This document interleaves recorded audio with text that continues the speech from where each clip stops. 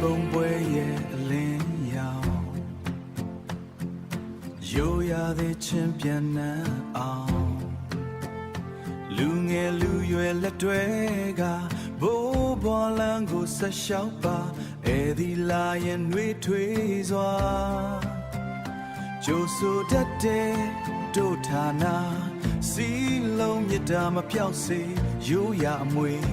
ထိမ့်သိမ့်မယ်